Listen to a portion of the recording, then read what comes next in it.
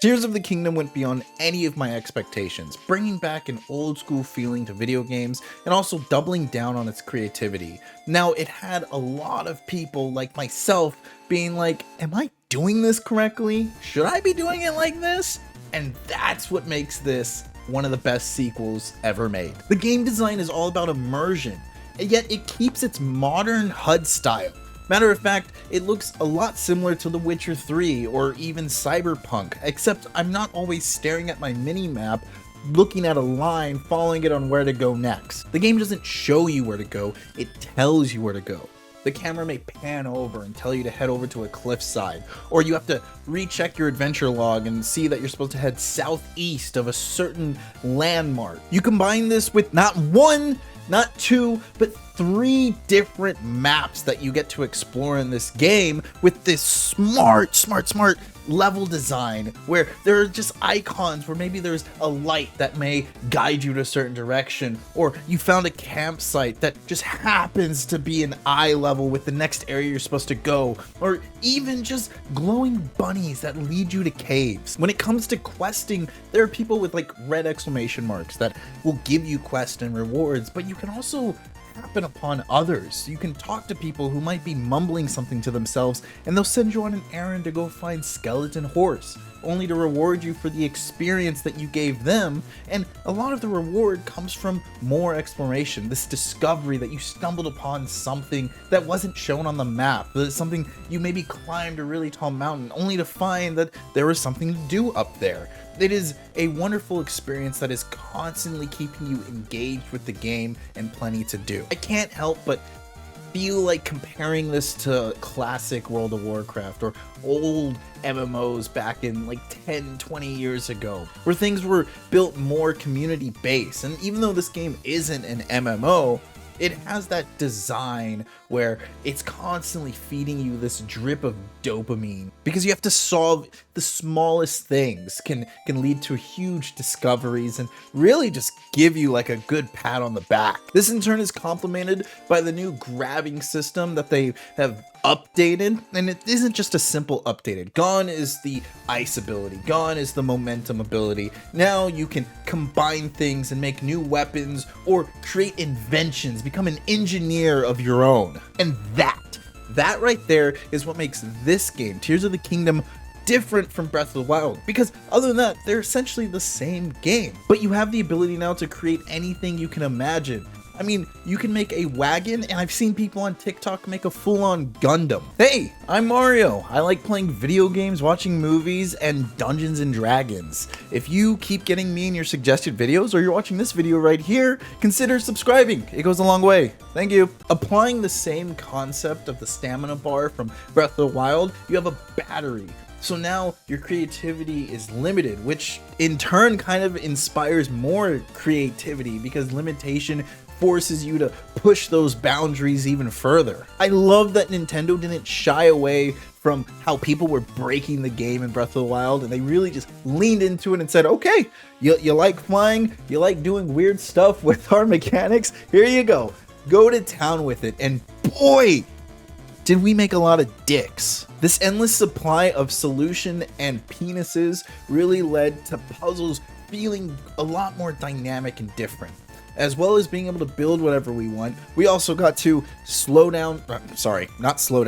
completely stop time or reverse an object in its trajectory of which once was. I said that really weird. We got to send something back in time. Having an unlimited inventory space outside of our weapons and shields made it to where we always had answers to our problems. The only solution were the ones that we could make up, even though there were shrines and puzzles that could be solved in specific ways, and they were always giving us resources to solve these issues. People definitely went out of their way to make use of the resources and tools that Nintendo gave you. There were so many times, probably the first 20 hours, I was so not used to the idea that I could just do whatever I wanted in a situation, to the point where I was like, should I really be doing it like this? Is this what they were expecting? Well, I got here, it worked out. I don't know if this is how they intended for me to get into the city, but this is how I did it. And after I got past that hump, I realized, wow, wow, games have always been railroading us this whole time. Don't get me wrong, I think there are plenty of fantastic, great open world games, but there's never been this type of way where I could do something however the way I want. This is the closest I've ever felt to kind of being free in playing like D&D in a game where my imagination is my limitation.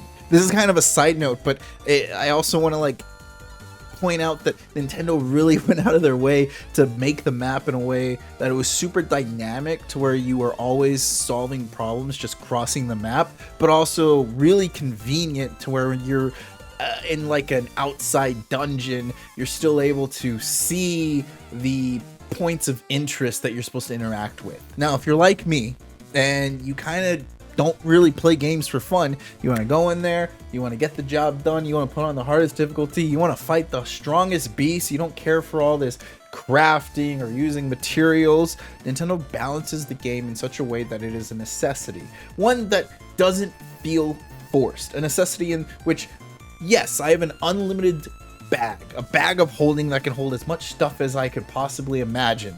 This means I'm constantly able to just grab things and not have to worry about inventory capacity. But whenever I do need a craft for things like food to heal myself, I was willing to experiment. I actually enjoyed cooking. It helped me with my stats and allowed me to play a certain way that I like to play, which is just attack, attack, attack. You couple this with the use of elixirs and building just, again, Gundams, it's all kind of a necessity, but it allowed you to really experiment with ways that you would like to do it. There was no meta to playing the game, and whenever I got stubborn and wanting my invention to work, I was very fulfilled. There's a great sense of fulfillment when it comes to playing all the mechanics in the game that are a necessity. And what I think Legend of Zelda does really great is that it gives you all your abilities up front. There are some things that you get later on, but they're not really needed.